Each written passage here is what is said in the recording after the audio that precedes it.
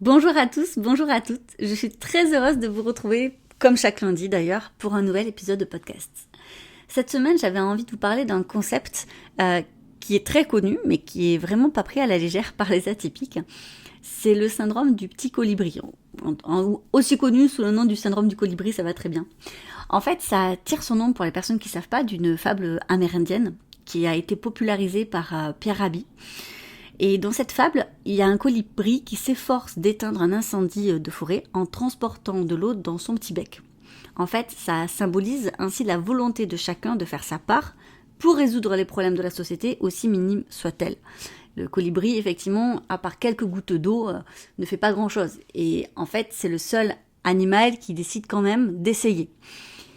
Et donc, ce petit colibri qui va finalement montrer l'exemple, qui va peut-être faire culpabiliser les autres de ne rien faire, en tout cas qui va susciter l'action, la mise en action. Bon, si vous écoutez mes épisodes de podcast, vous savez que j'aime beaucoup parler de mise en action parce que je pense que c'est le seul moyen de lutter contre la procrastination, que ça permet également de développer la confiance en soi. Effectivement, la mise en action développe la confiance en soi et la confiance en soi développe la mise en action. C'est un cercle vertueux, mais ça peut être aussi un cercle vicieux. Parce que il faut faire la différence entre la confiance en soi et l'estime de soi. La confiance en soi, il y a des hauts, il y a des bas, ça dépend des fois. On peut avoir confiance en soi sur un domaine de compétence et pas sur un autre. Mais pour développer la confiance, il faut progresser. Et pour progresser, il faut en fait échouer. Et pour échouer, il faut essayer. Et pour essayer, il faut se mettre en action. Et ça, c'est pas toujours facile, surtout pour les atypiques qui soit manquent de confiance en eux, soit effectivement ont un problème de procrastination. Ce qui, à mon sens, est quand même assez relié. Parce que, en fait, quand on manque de confiance, on devient de plus en plus pointilleux sur nos attentes. On idéalise beaucoup les choses. Ça déclenche, en fait, malheureusement, une difficulté à se mettre à l'action parce qu'on se dit que de toute façon, à quoi bon? On va pas y arriver, il y a 3 frères, ça ne sera jamais parfait. Les personnes perfectionnistes, c'est pas du tout une compétence positive, le perfectionnisme. L'exigence, oui, mais le perfectionnisme, malheureusement, ça aussi, ça va impacter la mise en action, et c'est souvent lié à des personnes qui sont très angoissées, qui ont besoin quand même de contrôler certaines choses, et qui compensent leurs angoisses par du perfectionnisme. Bon, je fais assez rapidement le résumé de certains épisodes de podcast dont je t'ai parlé. Je te mettrai tout ça en lien si ça t'intéresse. Mais voilà, je t'ai déjà parlé des petits pas, de la mise en action, du perfectionnisme, ce genre de choses qui sont hyper importantes, effectivement, parce qu'on les retrouve beaucoup chez les personnes atypiques. Faut pas oublier que quand je parle d'atypie, bien sûr, on n'a pas tous et toutes les mêmes atypies, mais même si on avait tous et toutes les mêmes atypies, on n'aurait pas tous et toutes les mêmes caractéristiques liées aux atypies. Puisque, je rappelle là aussi, mais tu as encore un épisode de podcast à ce sujet, mais nos atypies, donc les neuroatypies, elles sont colorées avec qui nous sommes, avec notre personnalité, notre culture, l'éducation, les rencontres que nous faisons, les expériences de la vie. Et c'est tout ça qui va colorer, en fait, par exemple, ton hypersensibilité. C'est pour ça que 2 personnes hypersensibles ne se ressemblent pas forcément et ne seront pas forcément les meilleurs amis du monde. Donc qui dit atypique dit aussi forcément différent. Et donc quand je te fais des épisodes de podcast, possiblement tout ne te correspond pas. Moi j'aime bien dire, vois ça comme un buffet à volonté. T'as énormément de choix, tu pourras peut-être pas goûter à tout et tout ne te tente pas de toute façon. Donc prends ce qui te parle à l'instant T, parce que peut-être que si tu réécoutes cet épisode de podcast dans un mois, dans un an, peut-être qu'il y aura d'autres choses. C'est comme quand on lit un livre. Les livres qu'on aime bien, il faut vraiment les mettre de côté et essayer de les relire en fait quelques mois après, un an ou quelques années après, parce qu'on découvre de nouvelles choses qu'on n'était peut-être pas capable ou en capacité, ou parce qu'on n'était pas disponible pour en fait digérer d'autres informations. C'est la même chose avec ce que je te livre. Prends ce qui te fait du bien et laisse le reste. Donc oui, là quand je vais te parler du syndrome du petit colibri, comme j'aime bien l'appeler, même si on peut déjà dire syndrome du colibri parce qu'il n'est pas déjà très gros l'oiseau, ça peut parler à certains ou ça ne peut pas parler à certains. Et ce qui va être important, c'est aussi peut-être se dire, ok ça me parle pas, mais est-ce que je remarque qu'il y a peut-être dans mon entourage des gens qui ont ça, et peut-être que je peux les aider, ou peut-être que je peux leur partager cet épisode de podcast en fait. Donc moi j'aime bien, c'est vrai, ouvrir ma curiosité à des choses qui me correspondent pas forcément, parce qu'en fait, parfois je fais des liens avec ce que je vis, ou avec ce que vivent certains de mes proches, et puis c'est pas parce que je l'ai pas vécu que je le vivrai jamais. Donc pour les personnes à qui ça parle, n'hésitez pas à me faire un retour de cet épisode une fois que vous l'aurez écouté, parce que c'est toujours important pour moi d'avoir des retours, de savoir si c'est pertinent, si ça manque d'exemples, si ça manque de quoi que ce soit, pour que j'améliore encore et encore la qualité, le contenu de mes épisodes de podcast. Ça me tient énormément à cœur, parce qu'il faut bien le dire, quand on fait, je pense, un podcast et qu'on prend du temps comme ça à faire des épisodes chaque semaine régulièrement, ça prend beaucoup de temps entre la préparation, l'enregistrement, puis après le montage, les écrits, les partages sur les réseaux sociaux. C'est quand même beaucoup de temps en fait. Donc c'est hyper important de se dire ok, ça fonctionne, ça aide des personnes, voilà. Ou bien tout simplement tu laisses une petite note, t'as l'habitude sur là où tu écoutes, que ça soit Spotify, Apple Podcast ou qu'importe, une petite note au podcast ou à l'épisode. Bref, ça me fera très plaisir, donc merci beaucoup aux personnes qui prendront ce temps-là. Donc je vais rentrer quand même dans le vif du sujet un peu plus. Donc le syndrome du colibri, tu auras compris, ça fait partie de cette idée de je vais faire ma part. Alors, ce concept, il est souvent utilisé dans le contexte de l'écologie ou du développement durable pour encourager les individus à agir pour la préservation de l'environnement et même par des petites actions. C'est pour ça que maintenant, je crois qu'il est plus trop acceptable le discours de « Ah oui, mais les grosses entreprises, oui, mais les grosses usines, oui, enfin bon, eux, ils font rien. » Oui, sauf que, inévitablement, il y a toujours pareil, il y a l'offre qui répond à la demande, et si le consommateur en fait change de demande, les offres évolueront également. Puis c'est compliqué de demander à une grosse entité en fait qui est gérée par plusieurs personnes de changer d'axe lorsque soi-même déjà on n'y arrive pas pour soi. Je dis ça sans culpabilité parce que je suis vraiment pas la première à être parfaite en ce sens. Je pense que c'est hyper important par contre, dans cette idée du colibri, de pas faire un petit peu l'autruche, pour le coup, être plus colibri qu'autruche, et ne pas se mettre la tête dans le sable en se disant non mais de toute façon les autres font rien, tout va bien aller, ça dépend pas de moi je peux rien faire, je ne peux pas avoir d'impact. Si chacun, et là il y a eu pas mal d'études à ce sujet, si vous suivez des comptes ou des pages sur l'écologie, si chacun de nous, surtout dans nos pays à nous, privilégiés quand même, c'est nous qui consommons le plus, si chacun de nous on fait un petit effort, alors il y a plein de petits efforts à faire, je pense que vous en connaissez pas mal, comme couper l'eau courante lorsqu'on se brosse les dents, il n'y a pas forcément besoin. Il n'y a pas forcément besoin non plus de se laver tous les jours ou de changer de vêtements tous les jours. Il n'y a pas forcément besoin également de surchauffer l'hiver, il vaut mieux mettre un pull en plus sur soi. Ou attention à la consommation d'eau, je pense notamment en France, pour y avoir vécu, je sais que l'été, il faut faire attention à la consommation d'eau parce que justement, il y a des périodes de sécheresse et malheureusement, l'eau peut manquer. Bref, il y a plein de petites choses comme ça sur lesquelles on peut faire attention, éviter de prendre la voiture si on peut faire des déplacements à pied, etc. etc. Après, on n'a pas tous les mêmes conditions de vie, on n'a pas tous les mêmes problématiques. Quand je vous dis par exemple évite prendre la voiture pour les petits trajets, si vous êtes effectivement avec une maladie chronique, avec des difficultés, non, ce conseil il n'est pas valable pour vous, bien évidemment. Donc il faut voir par rapport à ce qu'on peut soi-même faire.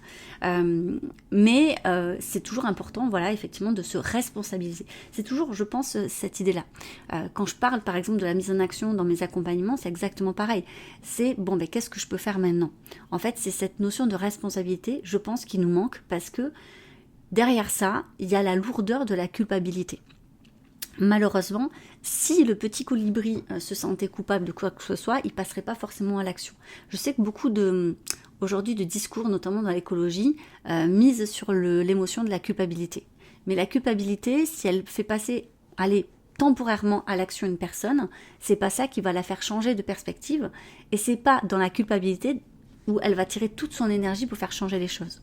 Il faut que les gens soient convaincus que c'est ce qu'il faut faire. Car lorsqu'on est convaincu que c'est ça qu'il faut faire, on arrive à trouver en soi l'énergie du changement. Et ça, l'énergie du changement, on en parle peu, mais c'est souvent ça, malheureusement, en fait, qui est impactant négativement ou positivement. Il y a des périodes de notre vie où on est vulnérable, où on est plus fatigué, où on n'en peut plus parce parfois on survit. Amener un nouveau changement, c'est trop compliqué, c'est trop douloureux en fait. On peut faire des micro-changements par contre, des micro-changements. Alors là, je parlais d'écologie, mais ça peut être sur autre chose. Par exemple, quelqu'un qui n'est pas bien dans sa vie personnelle, professionnelle, c'est intéressant. Je vous donne un petit conseil que je fais régulièrement, c'est que je liste en fait les problèmes ou les choses qui ne me conviennent pas dans ma vie. Ça peut être des tout petits trucs ou ça peut être des choses plus importantes. Régulièrement, en fait, je fais cette liste. Mais je fais pas cette liste en mode Calimero en me disant ben voilà, rien ne va, au contraire, parce que je vais aussi faire une liste de qu'est-ce qui va dans ma vie. Et ce qui va être important, et d'ailleurs c'est ce que moi j'ai appris, c'est fondamental notamment dans le burn-out, parce que qu'est-ce que c'est le burn-out, là aussi je vous avais fait un épisode sur le sujet, c'est en fait un déséquilibre qui perdure dans le temps, beaucoup trop longtemps, donc un déséquilibre chronique entre les difficultés et les ressources qu'on a pour faire face à ces difficultés. Parce que les difficultés, on en a tous et toutes dans nos vies. Ça, de toute façon, c'est propre à tout le monde. Mais ce qui est important, c'est d'avoir les ressources pour y faire face. Donc, soit on diminue le nombre des difficultés, soit on augmente les ressources pour y faire face. Si malheureusement le déséquilibre est trop grand, pendant trop longtemps, les difficultés sont trop importantes par rapport aux ressources, alors ça peut être temporairement, mais si c'est pendant trop longtemps, malheureusement, oui, on va s'épuiser. Donc, une personne qui, par exemple, a la sensation que ça ne va pas, qu'elle s'épuise dans sa vie personnelle ou professionnelle, c'est important de lister qu'est-ce qui ne va pas, de manière très concrète et très spécifique. Et effectivement, à ce moment-là, essayer d'être convaincu qu'on est totalement légitime à essayer de mettre des choses en place. Ça a l'air de rien dit comme ça, mais en fait, en accompagnant et surtout beaucoup de femmes atypiques au quotidien, je me rends compte que cette question de la légitimité de prendre soin de soi, elle est hyper complexe en fait. Alors, je ne sais pas si c'est aussi prégnant chez les hommes, parce que j'accompagne beaucoup moins d'hommes, voire quasiment pas. Déjà, mon contenu s'adresse beaucoup aux femmes, mais ça ne veut pas dire qu'il y a des hommes aussi qui suivent mon contenu et qui s'y retrouvent, bien sûr. Mais lorsque je dis que ça concerne les femmes, ça ne veut pas dire que j'oublie les hommes, c'est juste que je suis moins, je pense, pertinente pour en parler. Mais je trouve qu'effectivement, beaucoup de femmes se disent « Non, mais je ferai ça après ». Dès que ça les concerne, ça sera après. Et d'ailleurs, il n'y a qu'à voir le nombre de femmes qui se découvrent, en fait, atypiques, ou qui se questionnent sur leurs atypies, seulement après avoir découvert cette spécificité chez leurs enfants. Rares sont celles qui, en fait, vont faire tout ce chemin, tout ce cheminement, en fait, de réflexion, d'introspection, par elles-mêmes, et pas parce qu'en fait, elles ont des enfants qui sont concernés ou pas. Donc, je pense réellement que cette question de légitimité, de se dire, en fait, je suis légitime à poser en fait sur un papier clairement mes problèmes, à ne pas remettre ça au lendemain, à ne pas faire l'autruche et donc à trouver en fait des solutions qui peuvent être sur le court, moyen ou long terme.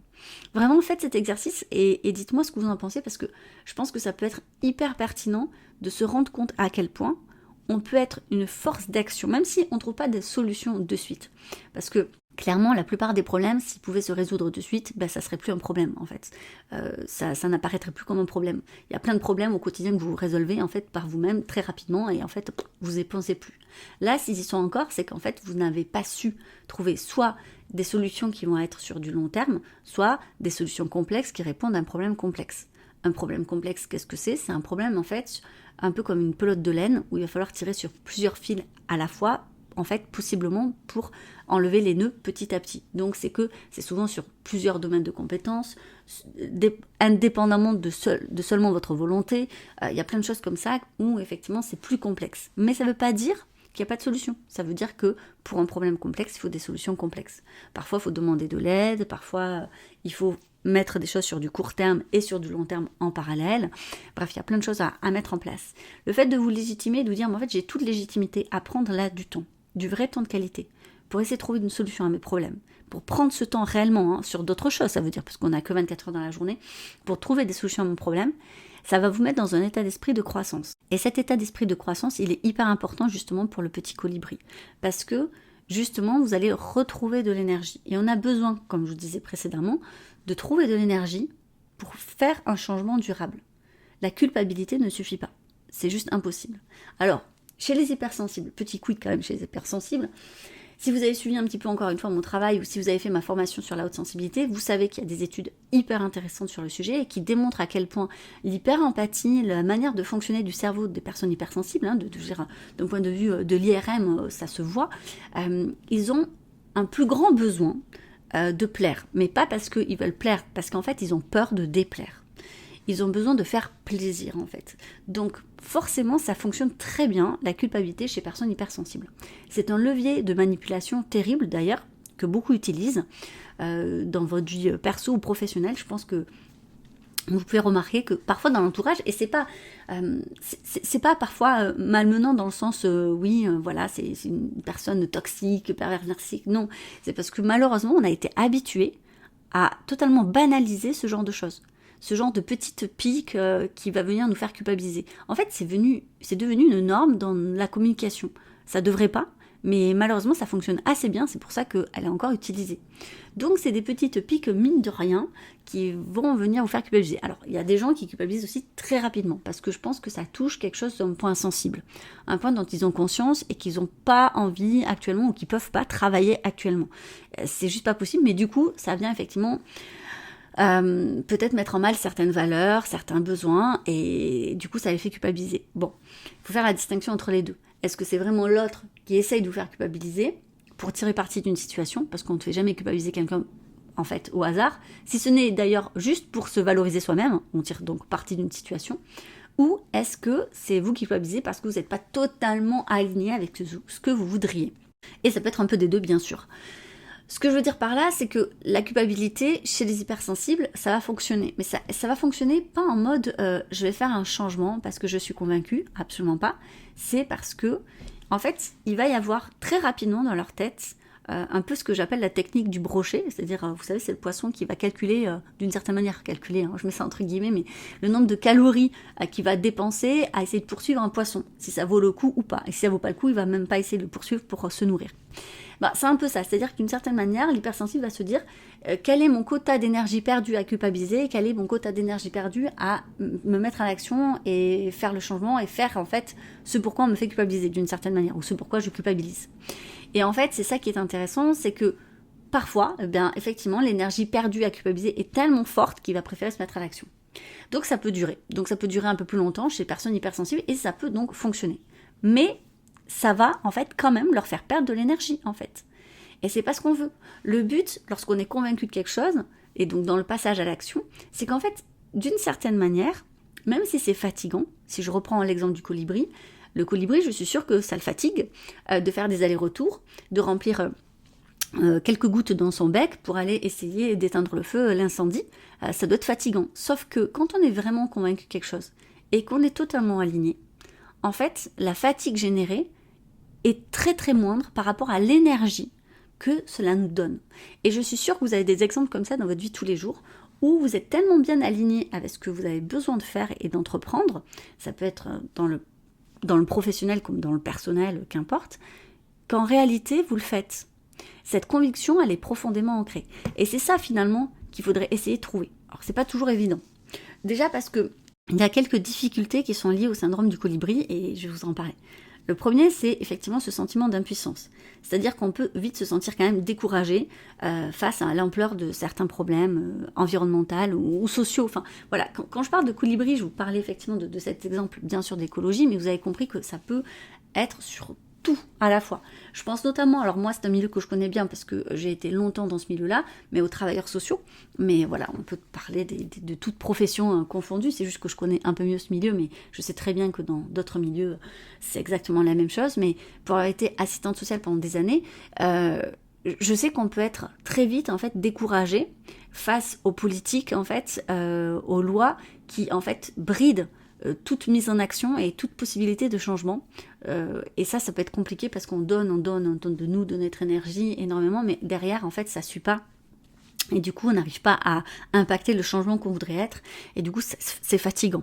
Je pense encore une fois à cette image du colibri. Si c'était le seul et que malheureusement, aucun autre animal emboîte le pas du colibri, à un moment donné, de toute façon, l'incendie ne va pas s'éteindre juste avec son petit bec rempli d'eau. Possiblement, il peut se sentir découragé face à l'ampleur en fait de l'incendie. Une deuxième difficulté, et qui va forcément concerner beaucoup de personnes hypersensibles, c'est la surcharge émotionnelle. C'est-à-dire qu'il y a quand même un stress qui est lié à la responsabilité de devoir faire sa part. Ça peut être accablé, et c'est pour ça qu'on parle aussi d'éco-anxiété. C'est-à-dire que on a beau essayer de faire sa part, de réfléchir, on a l'impression que c'est pas assez, que de toute façon ce n'est pas suffisant, et puis on se met la pression en disant c'est de ma responsabilité ceci et cela et ainsi de suite, sans penser à prendre peut-être la distance qui nous serait nécessaire aussi émotionnellement pour prendre soin de nous, parce que sinon ça ne fonctionne pas. Et c'est aussi pour ça qu'on peut tomber totalement en burn-out. Et cette surcharge émotionnelle, elle est aussi liée à l'intensité, à la fréquence en fait des émotions des hypersensibles. C'est forcément, il faut prendre ça en considération. Il y a aussi quelque chose qui, je pense, joue sur la surcharge émotionnelle, c'est le scepticisme, la critique, la négativité en fait de notre environnement. On peut vraiment se sentir très découragé par les critiques et le manque de soutien de l'entourage. Je pense que vous avez tous et toutes des exemples comme ça qui vous viennent en tête, de choses que vous avez eu envie de mettre en place. Donc là encore, que ce soit personnel ou professionnel. Par exemple, personnellement, essayer de changer l'alimentation de la famille pour quelque chose de plus sain pour la famille. Et puis on a le deuxième parent qui n'est pas du tout dans cet esprit, bien au contraire. Et du coup, c'est décourageant parce que c'est pas évident de changer les habitudes alimentaires, encore moins auprès des enfants. Donc déjà, c'est pas facile de changer les repas, d'essayer d'avoir une autre charge mentale du repas, de qu'est-ce qu'on va faire, qu'est-ce qu'on va acheter, de motiver les enfants à goûter peut-être ce qu'ils n'ont pas envie de goûter, parce que beaucoup d'enfants passent par ces phases-là. Et si en plus le deuxième parent, en fait, n'est pas du tout dans cette dynamique, c'est hyper décourageant. Professionnellement, comme je vous le disais précédemment, essayer de mettre en place un projet, puis finalement on se rend compte que d'une part, il n'y a pas les fonds, mais en plus, personne ne voit l'intérêt au projet que vous essayez de mettre en place et vous critique en disant « ça ne marchera pas » et du coup, il tue dans l'œuf le projet. C'est vraiment compliqué. Il y a des gens qui sont toujours dans la négativité, c'est une manière de se protéger pour eux, mais c'est vraiment compliqué, effectivement, et c'est très décourageant.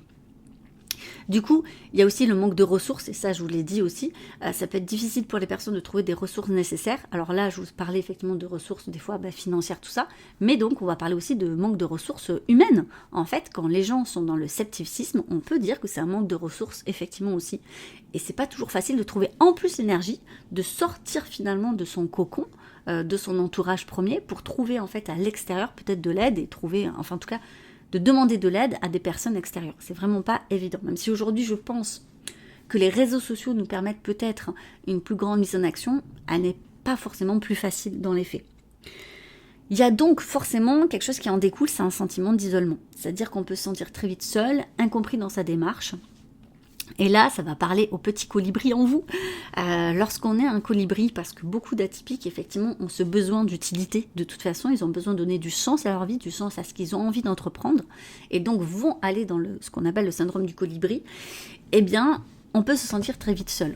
Avoir la sensation qu'on est le ou la seule, en fait, à vouloir changer les choses. Alors bien sûr, on se rend compte qu'on n'est pas le ou la seule, parce que sur des milliards d'individus sur Terre, encore une fois, Internet nous permet de voir qu'on n'est pas seul, mais c'est pas pareil de se dire que quelque part dans le monde, même dans notre pays, mais quelqu'un qu'on ne fréquente pas est aligné avec ce que nous on ferait, et de n'avoir vraiment personne dans notre entourage qui est motivé. Et je trouve qu'il y a une sorte aussi d'hypocrisie parfois de l'entourage en disant mais si, mais je t'empêche pas de faire ce que tu veux, vas-y, lance-toi. Sauf que c'est pas du tout ça finalement de se sentir soutenu. C'est pas oui, vas-y, lance-toi. Non, là on sent le scepticisme en disant oui, bon, j'en pense pas moins, mais lance-toi. Voilà, donc il y a une sorte d'hypocrisie comme ça qu'on ressent énormément, surtout lorsqu'on est atypique et qu'on lit entre les lignes, et qui peut être décourageante. Et c'est pour ça que je dis souvent, essayez de vous rapprocher justement, essayez vraiment de vous rapprocher de personnes qui ont des convictions comme les vôtres sur le même sujet. Par contre, on ne peut pas en vouloir aux gens qui ne partagent pas exactement les mêmes convictions. Moi je dis souvent, c'est compliqué d'être à fond sur tous les domaines. Concrètement, il y a des gens qui sont hyper investis par exemple dans le domaine de la parentalité pour faire évoluer les droits de l'enfant, d'autres pour le droit des femmes, d'autres pour le droit des migrants, d'autres pour l'écologie, d'autres... Bref, vous avez compris l'idée. C'est très compliqué d'être un colibri sur tous les fronts. Là, si je reprends encore une fois ce parallèle avec le petit colibri qui essaye d'éteindre l'incendie, imaginons qu'il se rende compte, je ne sais pas moi, qu'il y a un problème autre de l'autre côté de la jungle, puis encore un autre problème, je ne sais pas moi, de floraison, il faudrait distribuer plus de graines parce qu'effectivement il y a une déforestation, blablabla. Enfin, le colibri, il ne peut pas être partout à la fois. Ça, c'est juste pas possible. Et du coup, ça peut générer quoi ? Un conflit de valeurs et de l'épuisement. En effet, parfois, en fait, on peut se retrouver en conflit avec nos propres valeurs. C'est-à-dire qu'il y a plein de sujets sur lesquels on aimerait s'investir. Il y a plein de sujets où on se dit qu'on ne fait pas assez. Il y a plein de sujets où du coup, on culpabilise ou on nous fait culpabiliser parce qu'on devrait être plus responsable. En fait, il y a plein de sujets où on aimerait s'investir, mais on ne peut pas. Et faire face à ça, c'est très compliqué, surtout pour les personnes qui ont vraiment ce syndrome du colibri très très très fort. Parce qu'au final, j'ai la sensation que ça nous fait plus de mal que de bien. Je ne sais pas ce que vous en pensez, mais j'ai la sensation que parfois, à force de, voilà, encore une fois, de s'auto-flageller, je ne fais pas assez, déjà dans ce domaine-là, mais en plus aussi dans les autres. Et du coup, on utilise cet argument en disant, déjà que je ne fais pas pour ces autres domaines, alors au moins que je sois au top du top sur celui-là. Bon, alors, je ne vais pas vous apprendre, vous n'êtes pas né de la dernière pluie, on reste des humains, en fait, avec des hauts, avec des bas, sans parler de nos hormones, nous, en tant que femmes, où il y a des périodes du mois où clairement, apparaissait dans notre ligne, c'est compliqué la vie. Et puis voilà, il y a des aléas, il y a des drames qu'on vit aussi au fur et à mesure de notre vie. Et sans parler de ça, eh bien, on n'est pas toujours au top. Et ça, le colibri, malheureusement, il ne s'écoute pas toujours. Il ne s'écoute pas toujours parce qu'en fait, il est tiraillé. Et quand on n'est pas aligné avec nos valeurs, surtout en tant qu'atypique, bah forcément, ça génère une grande insatisfaction chronique, permanente et douloureuse. Et ça peut générer un véritable épuisement. Il y a une fatigue émotionnelle, une fatigue psychique, mais une fatigue aussi physique qui peut se ressentir. D'ailleurs, c'est hyper intéressant de voir que même les professionnels de la santé expliquent que des mal de dos chroniques, il peut y avoir, et vous le savez, il peut y avoir un lien avec le psychisme. Alors, pas toujours, parfois il y a des douleurs au dos qui n'ont pas de lien. Alors bien sûr, il y a des personnes qui ont des douleurs au dos et ça n'a rien à voir, mais je trouve que, par exemple, l'expression de dire « j'en ai plein le dos », ça démontre bien la somatisation parfois qu'il peut y avoir en fait. Donc je vous encourage, si c'est votre cas, peut-être à aller chercher encore une fois sur une fatigue peut-être émotionnelle, parce que trop s'engager dans des actions altruistes, à mon sens, c'est une manière un peu détournée de se désengager de soi. Il y a des gens qui font ça. Et pourquoi pas ? J'ai envie de dire, chacun ses choix, chacun met la vie qu'il souhaite et comme il le souhaite, ou au maximum qu'il peut souhaiter, enfin voilà, vous avez compris l'idée. Mais au fond du fond, lorsque ça dure trop longtemps et que c'est autant douloureux, quand il y a des impacts comme ça sur la santé physique, c'est que d'une certaine manière, il y a un désalignement, il y a quelque chose qui ne fonctionne pas. Et que cet engagement, qui est vraiment, mais dans cette lourdeur finalement, qui est trop intense, il démontre peut-être, encore une fois, et c'est là où je boucle la boucle du début, un problème de légitimité pour soi. Parce qu'au final, ça va juste générer un sentiment d'inefficacité. Parce que lorsqu'on a la sensation que nos actions, en fait, semblent insignifiantes, que ce n'est pas assez par rapport à l'ampleur du problème ou par rapport à notre idéalisme aussi, ça entraîne un sentiment d'inutilité. Et c'est pas du tout ça le but. Le but du syndrome, finalement, du colibri, c'est de répondre à notre besoin d'utilité. Sauf que, arrivé à un certain stade, ça déclenche un sentiment d'inutilité. Et là, c'est intéressant de se dire, mais qu'est-ce qui se passe en moi ? Est-ce que je réponds bien, finalement, à ce dont j'ai besoin ? Pas vraiment. Sans parler, effectivement, de l'absence de reconnaissance en général qu'on a des proches ou autour de soi, qui peut être totalement démoralisante, surtout si en plus soi-même on est perfectionniste, on va même pas reconnaître soi-même les petites actions qu'on fait. Je ne sais pas si ça vous parle, tout ce que je suis en train de vous dire, mais j'espère vraiment que ça vous a donné du grain à moudre pour comprendre en fait que le syndrome du colibri, c'est pas juste je passe à l'action, je fais ce que je peux, j'ai envie de me rendre utile. C'est à un point parfois où malheureusement, ça a des effets néfastes sur soi. Et du coup, en fait, c'est pas en s'épuisant qu'on pourra régler les choses, c'est pas en se culpabilisant qu'on pourra passer à l'action sur du long terme, qu'on pourra opérer un réel changement majeur en soi. C'est absolument pas comme ça que ça fonctionne. C'est justement en retrouvant en fait un pourquoi, une énergie, un alignement en fait, et surtout en repensant en soi, dans le sens où je me légitime aussi, je légitime mes problèmes, aussi peut-être insignifiant que je les juge, parce qu'il y a souvent des gens qui disent ça, mais il y a des gens qui ont des problèmes pires que les miens.